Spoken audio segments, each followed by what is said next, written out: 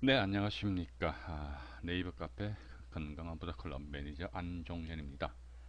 자, 이번에 그 대법원 판결은요, 임차인의 대항력과 관련된 것인데요. 극히 기본적인 사항입니다. 간단한 자료를 보시면서 말씀을 드리도록 하겠습니다.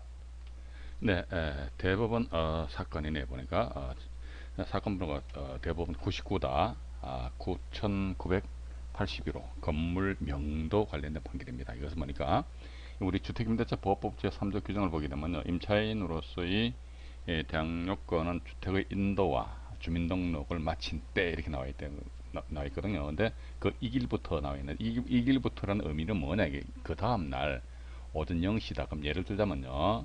뭐 7월 26일 날 전입신고했다. 그럼 임차인으로서 대항력은 언제? 7월 27일 오전 0시 땡 하면 임차인으로서의 대항력이 발생된다. 라는 그런 내용이고요. 여기에서 또 이제 이 본 사건 관련해서 칠판에서 부연해서 간단하게 설명을 올리도록 하겠습니다. 자, 본 사건 같은 경우는요, 보시기는 선을 쭉 긋습니다. 그거 가지고요, A라는 분이 1996년도입니다. 아주 오래됐죠, 그죠? 옛날 사건이니까 8월 27일 날 전입 신고를 하였고요. 전세 보증 금액이 5,100만 원입니다. 물론 그 전에 이제 임대차 계약 체결했고 8월 27일 날 전입 신고했다는 겁니다. 그런데 보니까 이 B라는 사람이 건저당권을 설정했는데 언제? 그러니까 96년 8월 28일입니다. 그 다음 날이란 말이죠, 그죠? 그 다음 날 저당권을 설정을 하였고 이 상태에서 B가 담보권 실행하니까 임의 경매 신청을 하였고, 그러니까 C라는 분이 낙찰을 받았고 이렇게 납니다. 자, 이 사건에 있어서 C는요, 임차인의 대항력을 인정을 안 했기 때문에, 따라서 C는 A에 대해서 야, 너 방빼라고 주장했고 A는 못 빼. 그러니까 A와 C 간의 다툼이더라. 일단 그렇게 이제 좀 보시면 되실 것 같습니다. 자, 그렇다면요, 이와 관련된 대부분 판결 내용인데요. 판결 내용 보시니까 다시 잠깐 보시겠습니다. 그러니까 판결 요지 나와 있지 않습니까?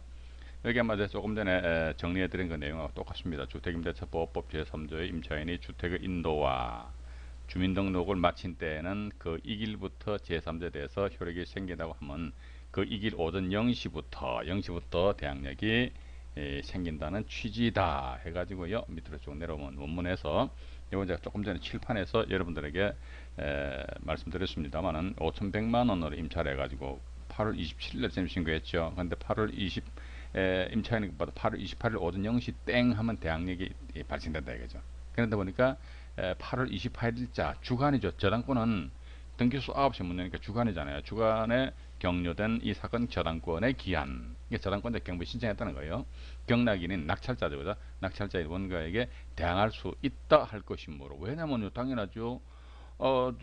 저당권의 효력은 이거 소멸기준 권리는 8월 28일자 주간인데 임차인으로서 대항력은 언제나 8월 28일 오전 0시잖아요. 그럼 최소한도 한 9시간 이상은 빠르다는 것이지. 대항력권을 먼저 갖췄다는 거란 말이죠. 따라서 이런 경우 낙찰자한테 대항을 할 수가 있기 때문에 만약에 이 임차인이 자기 보증금이 5,100만 원인데 5,100만 원 중에서 전액 다 배당 받아갔다면 큰 문제가 없겠지요. 그런데 아마 만약에 한 3천만 원만 만약에 배당 받아갔단 말이죠. 뭐 이런 경우는 충분히 있을 수 있거든요. 왜냐면요, 전입신고는 이때 하는 거예요. 전입신고. 그죠? 그 다음에 저당권 설정했단 말이죠. 그 다음날. 근데 이분이 보니까 확정일자를 나중에 받아버려서 확정일자를. 이런 식으로 하다 보면요, 임차인은 뭐 때로는 봐서 최우선 변제 배당을 받을 수 있다면 받고, 만약에 못 받는다면 저당권자가 먼저 받아가고 다음에 두 번째 확정일자에 의한 우선 변제로서 2등으로 배당 받아갈 수도 있거든요. 자, 이러다 보니까 경매 결과 3천만 원밖에 배당을 못 받는 그런 경우도 없지 않아 있을 수 있습니다. 따라서 5,100만 원에 3천만 원만 배당 받았다 그럼 나머지 2,100만 원은 어떻게? 2,100만 원 자녀 보증금액은 낙찰자가 인수해야 된다는 거, 그런 점을 여러분들이 염두에 주시기 바라고요.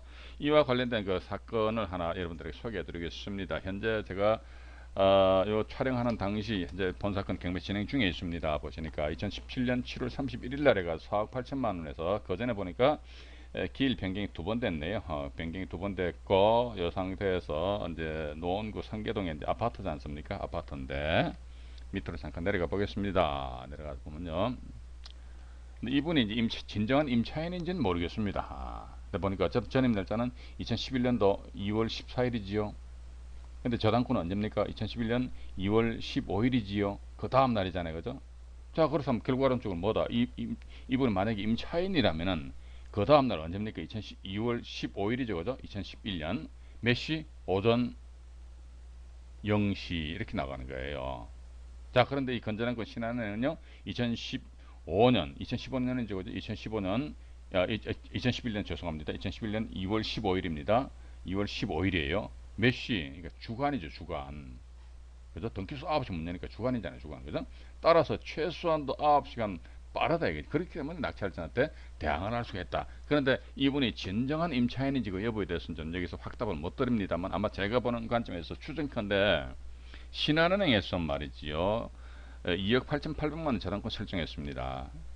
또 두 번째 보니까 CTC 바이오에서 2억 5천만 원 저당권 설정해 가지고요. 2억 5천만 원 청구에 걸어서 경매 신청했다는 겁니다. 그럼 최소한도 요 본건 관련해서요. 건저당권자 신한은행 입장에서 보면 한번 원금은 뭐 2억 한 3, 4천 정도 되지 않겠습니까? 그죠? 2억 3, 4천 정도 되고 CTC 바이오 건저당권 역시 마찬가지 2억 5천이다. 그러면 약 한 5억 정도의 담보 가치가 있어야 되는데 자, 5억 정도 담보 가치 있어야 되는데 본건의 1차 감정가격이 4억 8천만 원이지 않습니까? 4억 8천만 원인데 만약에 이분이 진정한 임차인이라면요.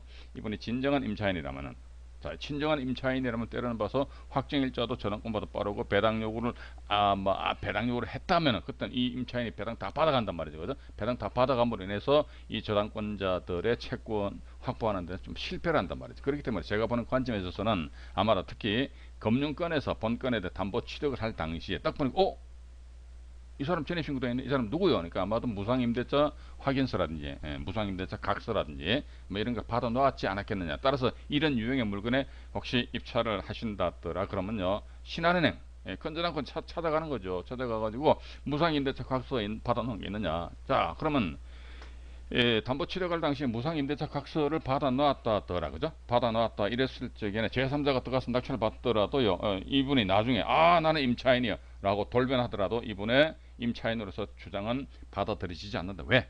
신의 측이 위반되기 때문에. 일단 그렇게 여러분들 좀 이해를 하시면 되실 것 같습니다. 자, 이번 판례는요, 대법원 99-9981호 건물명도 판결에 대해서 말씀을 드렸습니다. 이상 네이버 카페 건강한 부자클럽 매니저 암종인이 말씀드렸습니다. 네, 고맙습니다.